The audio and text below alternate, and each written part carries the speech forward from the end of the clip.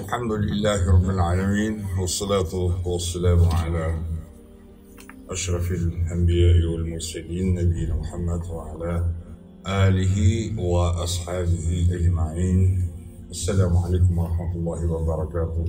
Hurmatlı bir tuğanlar, жаратқан менің Allah Subhanahu wa Ta'ala'nın бүгінгі бізге насip еткен ұлы ушул күні берекелі болсын. Жасаған ибадаттарыбызды Аллахтың қабылдап, күнәләребезді кечирсин. Урматтуу бир туугандар, жараткан Аллах Таалага берген хидаятына чексиз шүгүрлөр. Ошондуктан көпчүлүк адам заты балким мен айткан кээ бир сөздөрүмдү түшүнбөстүр. Биздин мусулманчылыкта адамдар психолог деген, ошол психология деген, ошол психологдордун мисалы көптөгөн насааттарына, алардын талимдерине мусулмандар муктаждыгы негизи жок. Эмне үчүн дегенде психология дегени бул, урматтуу бир туугандар, бул илмун нефс деп коет. Бул өзү негизи бул адам затынын ички жан дүйнөсүнүн билими деп айтылат да. Ошондуктан адам затынын ички жан дүйнөсүнүн шариятыбыздан дагы көбүрөөк изилдеген эч кандай бир наука, эч кандай бир илим жок деп айтат элем. Көптөгөн чоң алымдарыбыз мына ошолор дал ошол науканы өздөштүрүп, мына ушул нерсени адамдарга жеткизип келишет. Бирок биздин жашоодо, урматтуу бир туугандар, көптөгөн кемчиликтерибиз, биздин проблемаларыбыз мына ушул нерсени биз түшүнүп аңдабай, жеткиликтүү бир деңгээлде бизге ушул нерсе жетпей келет. Жетпей келет. Биз дайыма өзүбүздүн Аллах Субханаху ва Таала Кур'ан Керимде айткандай, хуликал инсану даифа, инсан заты бул аябай алсыз жаратылган. Жана ошондой эле хуликал инсану халуа, адам заты ушунчалык бир халу деп Аллах Таала халу деп жаратылган дейт. Бул дегени коркок, алсыз дегени. Муну кийинки аяттары, урматтуу бир туугандар, Курандын тафсирлери, бул Куран тафсирин Курандын өзү тафсирлейт. Тафсирлердин түрлөрү бар да. Аллах Субханаху ва Тааланын Курандын толкованиясы, мындайча айткандай, анын чечмелөөсү биринчи орунда тафсир, Куранды Куран чечмелейт. Мынакей ошол наглядный пример. Хуликал инсану халуа, халу жаратылды деп, бул халу деген сөз, урматтуу бир туугандар, араб тилди аябай жакшы өздөштүргөн арабист же болбосом араб болуп төрөлгөн адамдар үчүн дагы бул жат сөздөрдүн бири болуп эсептелет. Араб тили бирок аябай жат сөз. Гарибул элфаз деп коет мындай нерселерди. Гарибул лафз. Аллах Таала чечмелеп атат. Ида массаху шарру жазуа ва ида массаху хойру мануа. Эгерде бул адамга жамандык келип калса, бул адамга оордук келип калса, бул адамга материалдык чоң чыгым келип калса, банкрот сыяктуу ушундай нерселер келип калганда, бул укмуш деңгээлде коркок дейт. Мынакей адамдын сүрөтү. Ва ида массаху хойру мануа. Эгерде бул адамга байлык келип калса, дөөлөт келип калса, бул ушунчалык сараң дейт. Мынакей Аллах Субханаху ва Таала өзү халу деген мына ошол жат сөздү жараткан өзү чечмелеп койду. Эми бүгүнкү биздин темабыз, урматтуу бир туугандар, ушул мен айтып аткан нерселерге тиешеси барбы десе, абдан түздөн түз туугандар, абдан түз тиешеси бар темалардын бири. Бул биздин дин башкармалык тарабынан таваккул маселесине, иман, Аллахка болгон ишеним жана Кудайга болгон тоокелдик тууралуу тема берилген экен. Тоокел десе бизде кыргызчылыктагы болгон тоокел эмес. Кыргызчылыкта бизде тоокелдикке, мен тоокелдикке салдым дегени, бул эмне болсо ошо болсун. мен тобокелдикке салдым дагы мен кеттим дегендей. Бул багы мунун алдында жакшылык күтүп атабы, кооптулук күтүп атабы, айырмасы жок. Бул тобокелдикке салдым. Бул туура эмес. Азыр мына ошол тобокелдик жөнүндө сөз кылабыз. Урматтуу туугандар. Тобокелдик жөнүндө бул араб тилинде ат-таваккул деп айтылат. Ат-таваккул деп коюлат.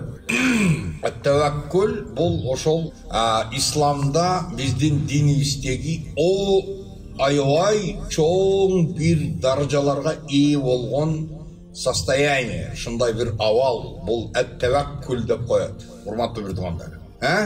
Бул тобокелдикке салган осурак батырлар эмес. Бул конкреттүү түрдө адам эгерде тобокел кыла турган болсо, ошол жасап жаткан тобокели эмне үчүн жана кандай максат менен жана эмнелер аны күтүп турганын, мына ошондой ситуацияны кичине аңдаган абалда жана кимге деген нерселерге жооп берген сөз. Урматтуу бир туугандар. Түнкүсүн эч кандай колунда куралы жок, багы тобокелге салдым деп бир ормонго карышкырлар толтура болгон, аюулар толтура болгон ормонго салып кирип кетүү, бул дегени багы батырлык деп ким айтат бул нерсени? Айткылачы туугандар.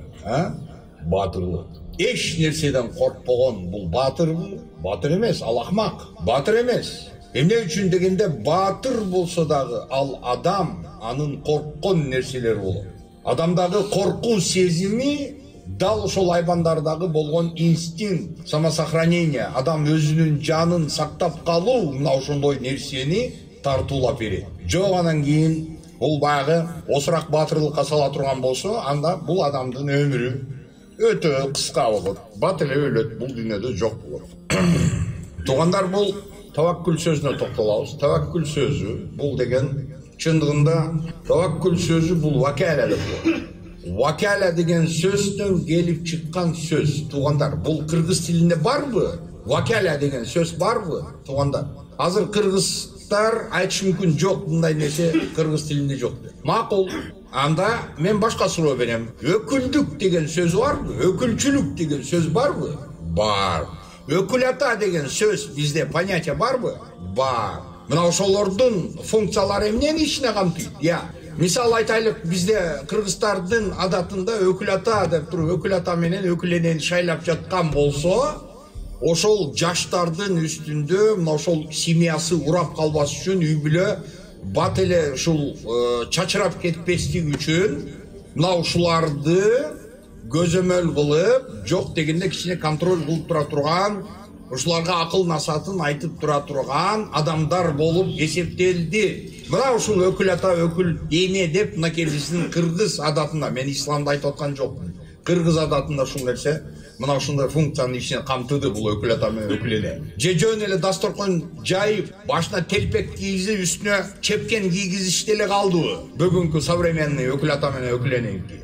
Проблема бул нерсе эч кимди касаться этпейт. Туугандар, мына ошол вакала дегени өзүнүн бир жумушун паланча бирөөгө тапшырды, ошого дайындады, ошол адам өкүл катары ошол нерсени жасоого укук алды дегени. Мисалы, нотариально ала турган болсо, бул доверенность деп айтабыз. Туурабы? Доверенное лицо. Ким бул? Өкүлбү? Доверенное лицо өкүл. Адвокат мисалы. Адвокат мисалы ошол айтайлык заявитель иск берген, сотко иск берген адамдын же болбосо баягы башка тараптын адвокаттары келип, ошол судебный процесстерге келип, полный ошолордун укуктарын, ошолордун темасын көтөргөнү алар акылуу. Мына ушул нерсе өкүлүк деп айтылат. Эми таваккул деген сөз менен бул нерсени мынакей ушул таваккул, тобокелдик деген сөз дал ушул сөздөрдөн келип чыгат. Урматтуу бир туугандар, таваккул деген сөз бул адамдын жүрөгүнүн байланышы. Адам өзүнүн жүрөгүн бирөөгө тапшырышы. Кимге? Жараткан кудуреттүү Аллахка.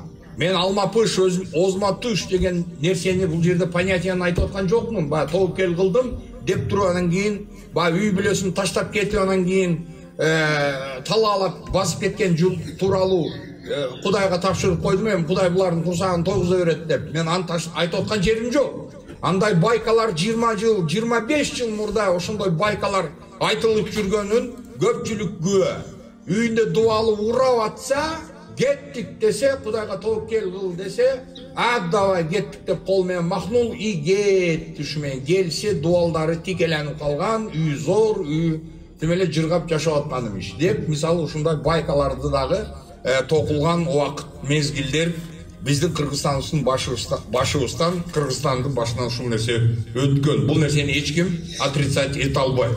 Инсан бирөөгө тоокел кылыш үчүн сөзсүз түрдө бир кандайдыр бир нерсеге ишенген абалда гана бул тоокел кылыш мүмкүн. Туурабы туугандар? Жөндөн жөн тоокел кылбайсың го. Сен жөндөн жөн эле бирөөгө тапшырып койбойсуң го. Көчөдөн сатып ал, базардан машинаны, $20,000 машина сатып ал дагы, колунда правасы жок, машина айдаганды. Макул, правасы да бар. Машинаны жакшы айдай албаган адамга сен өкүл кылып машинаны айдап гаражга алып барып, загонимован гаражга алып барып айдап киргизип кой деп бересиңби? Бербейсиң. Машина жалко. Биринчи поворот, биринчи дарак, ошо өкүл кылып тапшырган адамдын биринчи кучактаган нерсеси ошол болуп калышы мүмкүн. Ошондуктан адам деген нерседе, урматтуу бир туугандар, бул ишеним маселеси дагы бул тоокел менен түздөн түз байланышы бар. Ишеним маселе. Адамдагы болгон ишенимди бардыгыбыз жакшы билебиз. Канчалык деңгээлде ишеним болуш керек? Бизде ишеним качан болот? Бизде ишеним конкретно креслого отурганда, мисалы айтайлык, бир чоңго болгон ишеним болуш мүмкүн. Кресло занял, ордер креслону алды, назначенияны алды, демек ошого барып кайрылып ишиң менен кайрылсаң болот. Илгери СССР доорунда «Фитиль» деген киножурнал бар эле, сатирический, Өзбекстанда тартылган. Ал фильмда кыска ошол мазмуну, бирөөнүн үйүнө адамдар келип атат, аке коюң эле коюң деп, кой жөн эле койгулачы десе, болбостон машинадан стенкаларды разгружать этип атат, бирөө холодильник алып келип атат, бирөө мягкий мебель алып келип түшүрүп атат. Койгула деп, үйдүн ээси койгула деп шунчалык отказ кылса дагы, жок, аке коюң, аке оп кое бериң деп ошентип тапшырып атышат дагы. Эртеси күнү баягы тапшырып кеткен адамдар ачууланган абалда баягы мебелин дагы, холодильнигин дагы, стенкаларын дагы машинага кайра жүктөп алып кетип атышат. Эмнесе өтөн десе, баягы кишини прокурор кылып назначать этишкен экен эле, ошол угуп калыптыр. Ал адамдар уккан экен, назначили прокурором, анан кийин сняли его с прокурорства. Өзгөртүптүр да, баягы чечимди өзгөртүп берген экен ошондо. Мына, ишеним деген ушундай нерсе. Туугандар, ошол мансаптан түшүп калган адамга болгон ишеним жоктугун мынакей адамдар өздөрү наглядный пример менен көрсөтүп коюшту. Ишеним жок. Эми туугандар, бул жерде мындай. Тоокелдик бул жараткан кудуреттүү Аллах субханаху ва таалага болгон тоокелдик. Эми бул жердеги тоокелдикти биз эч кандай себеби жок, жөн эле ушул Кудайга болгон багы голословный иман менен, не подкрепленный эч кандай аракет менен, не подкрепленный деп атам, эч кандай аракет менен бул мындай коштолбогон жөнөкөй эле бир ишеним менен, мисалы Кудайга болгон тоокел. Ушул туура болушу мүмкүн? Жок, бул туура болбойт. Бул таваккул эмес. Таваккул деген нерсе, урматтуу бир туугандар, мынакей биздин жалпы мынакей ушул калк барго, караңгы калк. Бул дегени бизде депутаттар эмне дейт? Электораттар, эл. Мына ошол жалпы элдин арасында ла иляха иллаллах Мухаммадур Расулуллах деген ушундай түшүнүк, ла иляха иллаллах Мухаммадур Расулуллах деген түшүнүк, бул иман калимасы болуп эсептелет. Иман калимасы болуп эсептелет. Жана ошондой эле бул таухид калимасы болуп эсептелет. Бирок жалпы мына ошол необразованный, сабаты жок болгон караңгы калктын ичинде дал ушул деңгээлде гана бул ла иляха иллаллах калып кете берет. Баалымдар ушун сөз.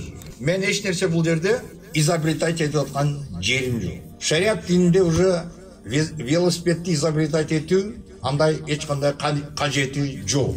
Экинчиси, Екінші даража урматтуу бір туғандар, бұл кичине чуть-чуть просвещенный адамдар. Бұл дегені, мына ошол динден кичине кабары бар болып калган адамдар. Бір понятиясы бар. Кичине түшүнүккө ээ болуп калды, түшүнүк ээ болду. Булар уже таваккул деген нерсени булар башкача түшүнүп атышат. Туғандар, булар жакшыраак түшүнүп атат, жакшы түшүнүп атат. Эмне үчүн дегенде булар ошол просвещение менен кичине алектенди. Мусулман адам кичине болсо дагы мына ушул дүйнөдө өзүнүн динин тааныганы, аракет жасап жашаш керек болчу. Только ушул суета, насущный жизнь менен гана алектенип эле, ошонун артынан гана чуркапна болду. Только жума күнү бир жума намазга, айт күнү бир айтка площадька келип коюп, гана ошол нерсе менен алектенбестен, человек он должен был задумываться, да, бул адам өзү ой жүгүрүш керек. Эмне үчүн мен бул дүйнөдө жашап жатам? Жана эмне үчүн мен бул дүйнөдөн көз жумуп кетип атам? Смысл в чем? Вот смысл, жашоонун смыслы эмне? Адамдар келип атат, кетип атат, келип атат, кетип атат. Бул нерсени ойлонбогон адамдарда албетте ойлонбой жүрө бере турган болсо, мына ушул адам акыры келип старческий маразмга келип атат да, старческий маразмда бул адамдын дагы эле ою ошол дүйнө суетада, дагы ушул ой адамдын ойлоп переживать эткен нерсеси, так, менин атым менен кайсы көчөнү атап коёр экен, где-то менин атым менен скверди коюп коёр бекен, бир жерге менин наам берер бекен, менин атым калар бекен деген нерсе бул адамды көбүрөөк волнует. Бул адам эгерде көбүрөөк түшүнгөндө, ал адам көбүрөөк аны волновать эткен нерсе, мен азыр жаным чыккандан кийин, мо граньды басып өткөндөн кийин, настоящий нар жакта түбөлүк жашоого өткөндө, нар жакта мен эмне кыламын? Вот ошол жакта эмне болот менин ситуация? Периштелер капырларды шунчалык көчүгүнө жана жүздөрүнө чапкан сыяктуу мени чаппас бекен? Ал жакта мен от менен азапталбас бекенмин? Бул жакта кылган күнөөлөрүм үчүн ал жакта мен азаптарды, ушундай баягы чыдамсыз болгон азаптарды мен көтөрө алар бекенмин? Кандай мен акыбалда болуп каламын деген нерсени адам ойлош керек. Экинчи таваккул ошо чуть просвещен адамдарда. Буларды мукаррабин деп.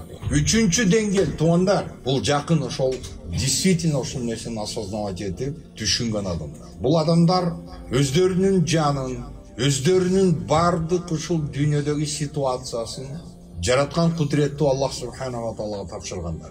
Эмне үчүн? Мен бул нерсени азыр мен бир Аллах Тааланын Куран аяты менен азыр подкреплять этип коеюн.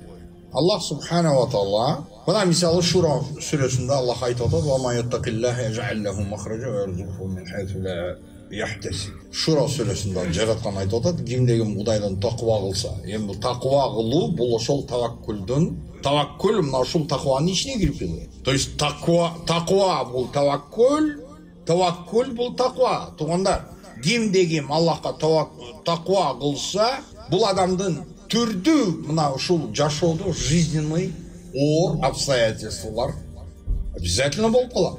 Кимде болгон жок андай нерсе? Ар бирөөбүздүн башыбызда бар. Кимде жок?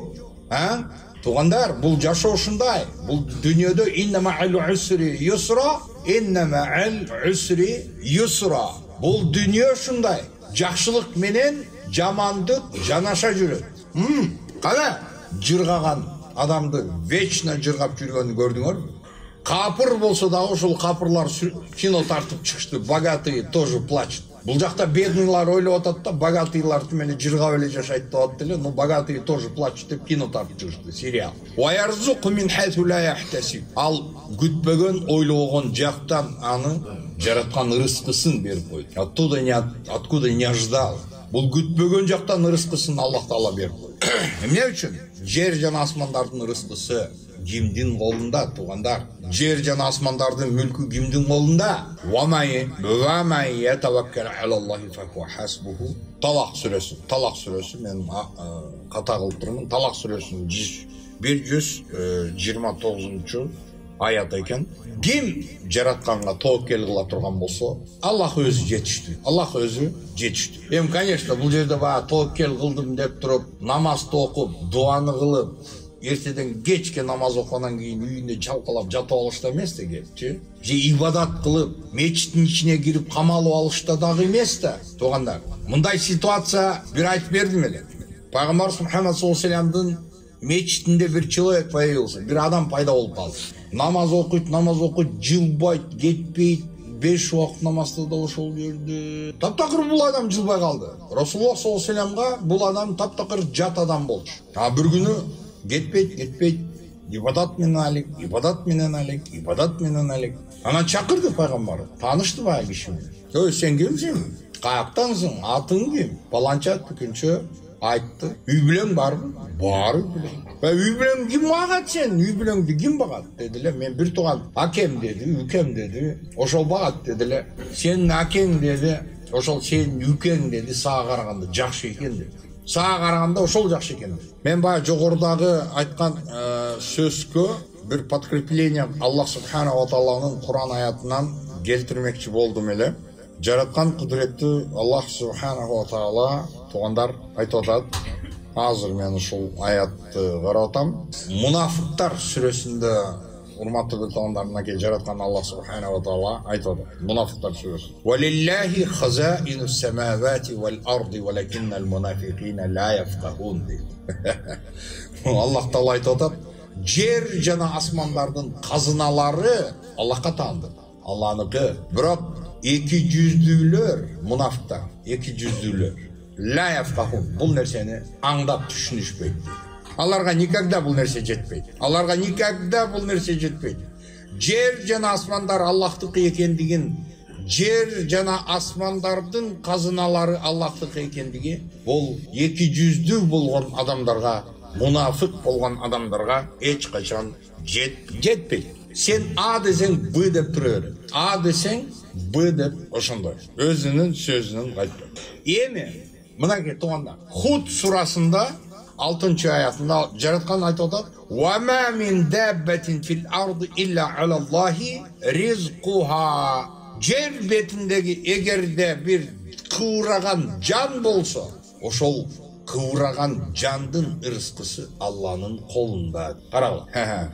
Аллах Таала айтып атат. Эми Аллах Субханаху ва Таала Юнус сүресинде айтып атат. Юнус: "Ва иямсаскаллаху бидуррин фала кашифа ла илля ху ва юридка би хайрин фала радда ли фадли." Тугандар, эгерде жараткан кудуреттүү Аллах сага бир жамандык каалаган болсо, ошол жамандыкты кайтарып жиберчү эч ким жок. Эгерде сага Кудай жакшылык каалаган болсо, мына ошол Кудайдын бере турган жакшылык фазилетин дагы кайтарып жибере турган эч ким жок. Ушундай. Урматтуу биртугандар, бул тоокел жөнүндө биз иншаллах сөз кылдык. Аллахка мына ушул тоокелдикти бул аябай узун тема болчу. Ошондуктан биз урматтуу биртугандар колубуздан келишинче мына ушул тоокелдикти сиздерге жеткирген аракет жасадык. Мына айттык, биздин ошол тоокелдин даражаларындагы биз айтып өттүк. Эми даражалар көп, бирок чындыгында эң эле основной черный масса үчүн бул тугандар биздин шариатыбыз, биздин динибиз бул ла иляха иллаллах Мухаммадур Расулуллах деп мына ушул нерсенин негизинде куралат. Мисалы ла иляха иллаллах Мухаммадур Расулуллах деген адам иншаллах мусулман болот. Ушул ла иляха иллаллах Мухаммадур Расулуллах деген менен исламга кирип атат. Ошон үчүн мен дайым айтам да, баягы такфирист болгон инсандар боло турган болсо, такфирист, то есть исламдан баягы капыр кылып сыртка чыгарып жиберип жаткандар исламдын основаларын сөзсүз түрдө четке кагыш керек да. То есть исламга эмне менен кирсең, мына ошол кирген нерсеңди четке кагышың керек, мына ошол нерсе менен сен динден чыгып кетип атасың. Эми урматтуу биртугандар, бул жерде ошол тавхиддин ла иляха иллаллах Мухаммадур Расулуллахтын үстүндө биз мусулман болуп аткандан кийин эми ушул платформанын үстүндө жалпы адамзат, конечно, эми булар түрдүү болуп кете берет. Түрдүү.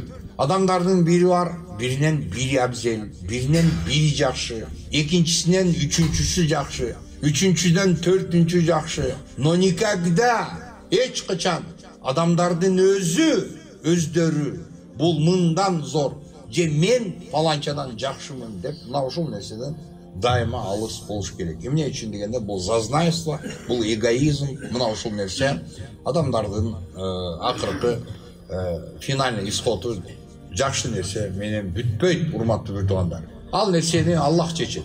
Ким кимден жакшы экендигин жана ким достоин жаннаттын төрүнө кирешин, анан төрүнө кирбешин. Бизде ушул баягы черный масса жалын ушул ой жалпы ушул биздин калкыбыз колку айнанын теги адам колку аны жаннатка алып барып жаннатка киргизип жиберет. Сен өзү исламдын основаларын жакшы түшүнбөйт, но башка бирөөнү жаннатка киргизип, бирөөнү тозоктун төрүнө киргизип жиберишип. Кудайдан коркуп жашайлы. Андай нерсени билбеген нерсеге урматтуу bir туугандар, дайыма Аллах Тааланын Кур'ан аятын мен дайым кайталайм. Вала тaqfu ма лейса лака бихи илмун. Билбеген нерсеңе мурдуңду тыкпа. Ошондой сүйлөбө. Кекебирликтен, кыйынсынгандан алысыраак жүр.